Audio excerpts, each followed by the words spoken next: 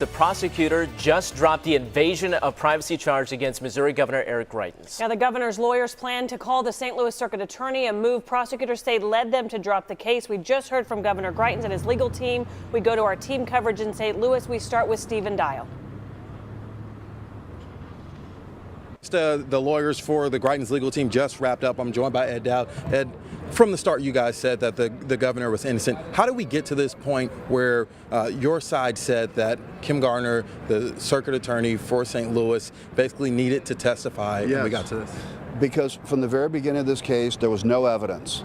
So when there was no evidence, the prosecution took the tack of, we're going to manufacture evidence. And Kim Gardner was there at the beginning, the middle, and the end of that. And the judge realized it, and the judge said, yeah, Ms. Gardner, you have to take the witness stand and testify. And that left her the choice of being under oath and testifying, or taking the Fifth Amendment. And she took the third option, which was dismiss this case that she's been pushing for 4 months that never should have been brought because there was never any evidence. Talk about the behind the scenes. We didn't know that you guys were filing a motion. Explain to the viewers who, doesn't do this every day. We're sitting through jury selection like normal. Meanwhile, you guys are working behind the scenes doing this.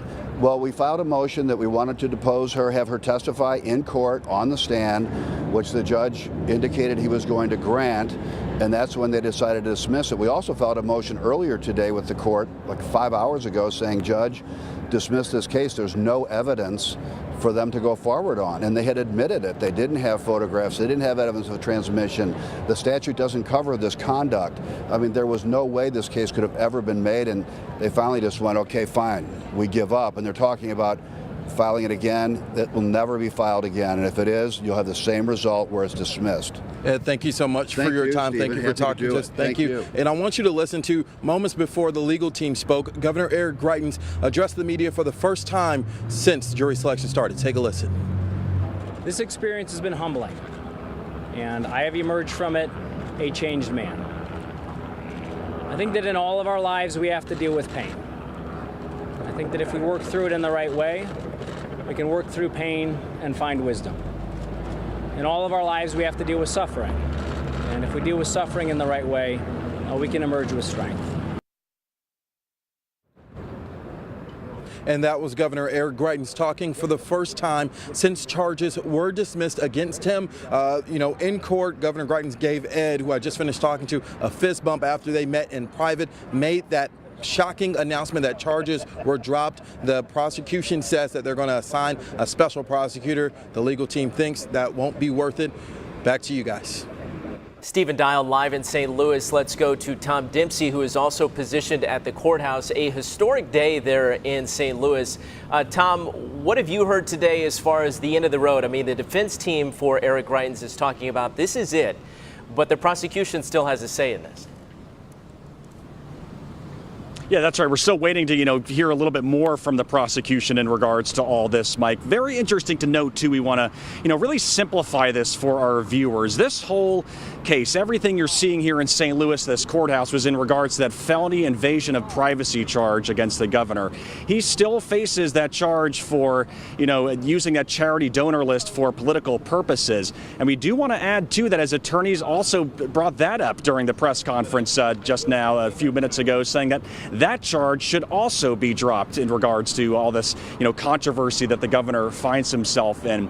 As Stephen was saying, we were in the courtroom when this announcement was made. We saw the governor, give one of his attorneys a fist bump as he came out. He was smiling from, all of this. And when he gave the speech over there, you can kind of just see him, standing a little bit taller as a result of the, the outcome today with the charges being dismissed. And just to summarize again, one of the quotes that I wrote down, in time comes the truth, said the governor. He has really fought these charges, and he's going to continue fighting these charges.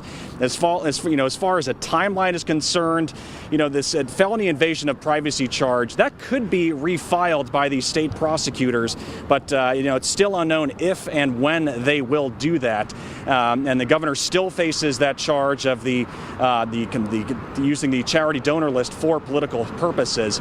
All that's kind of unknown right now. A lot of questions still going around as if that charge should be refiled. refiled. The defense attorneys brought that up, saying they don't expect that to be refiled. So, again, still a very busy scene here outside the courthouse. You can see all the media activity out here. We're going to continue to analyze this as it goes along, but very big development today with that charge being dismissed, Mike. Tom, so 3 basic points of emphasis for the governor right now from our understanding. You have the felony invasion of privacy charge that has since been dismissed today, dealing with a photo that may or may not exist, dealing with the ex-mistress or person he had an affair with back in 2015 before he was governor. Separate from that, you have a felony computer data tampering charge that is still underway. That case yet to be booked for a trial. And then thirdly, Friday in Jefferson City, the legislature is scheduled for a special session to decide whether or not to impeach the governor. And it's hard to say if that will continue, how this will affect those activities. But in today's announcement, the circuit attorney's office actually put out a statement after the dismissal today. It mentioned the judge allowing what it calls an unprecedented decision to let the defense question the circuit attorney as a witness. Governor Greitens' defense team has accused the circuit attorney of hiring a private investigator and then allowing perjury to take place via a witness. Here is the statement. It says the court's order places the circuit attorney in the impossible position of being a witness subject to cross-examination within the offer of proof by her own subordinates. A lot of legal jargon here, but this is what the statement says. The circuit attorney will make a decision to either pursue a special prosecutor or make an appointment of one of her assistants to proceed with this invasion of privacy case.